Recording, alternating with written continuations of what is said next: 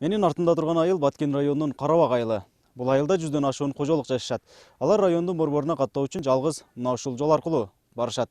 Бирок бул жол акыркы 30 жылдан бери ремонт иштери жүрбөгөндүктөн бүгүнкү күндө айыл тургундары жол азабын тартып келишет. Жергиликтүүлөрдүн айтымында жолдун 3 чакырымдай бөлүгү жаан-чачын учурунда каттоого мүмкүн болбой калат. Анткени шор топурактуу жол баткакка айланып, автоунаалар өйдөлүш жерлерден чыга албайт. Буга катар ылай жолдо унаалар тайгаланып, автокырсыктар да катталган. Мен билгенден ушул жолдо бир 3 машина, жеңил машина жолдон чыгып кетип, тайгаланып, забырга түшүп кеткен учурлар болду. Тракторлор жолдон чыгып кеткен учурлар болду. Ошондуктан топурак төктүрүш керек да, капиталдык ремонт кылыш керек. Ошондо шагал төктүргөндө гана болот. Башка эмеси жок да, айласы жок да. Ошого жардам керек бизге. Жолдун начардыгынан улам маршруттук каттамдарда бул айылга каттоодон баш тартышкан. Мындан улам айылдыктар район борборуна жеке унаалар менен, болбосо кошуна айылга чейин жөө келишип маршруттук унаа менен жетишет. Бул көрүнүш кары картаңдарга жана балалуу аялдар үчүн түйшүк жаратып жатат. Жол проблемасы өтө кош турат да.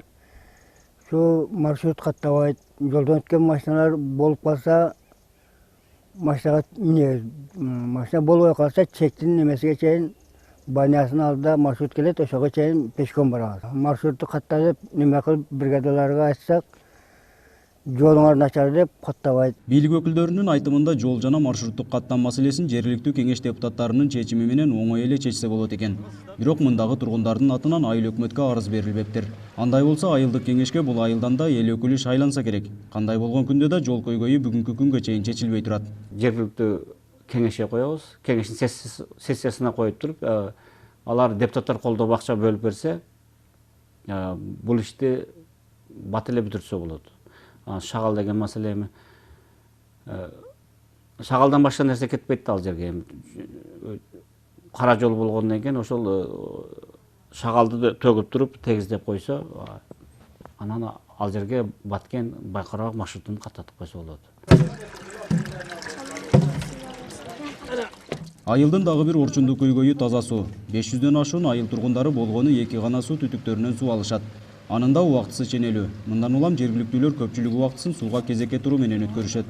11ге чейин чыгат, азыр 11де токтойт. Эртең менен башталат. Бирок очередь өзүңөр көрүп турасыңар. Мен 2 сааттан бери турам. Очередь менен чоң кичи болбойт бул жерде. Ким мурда келсе очередь коюп, ошого карап турабыз.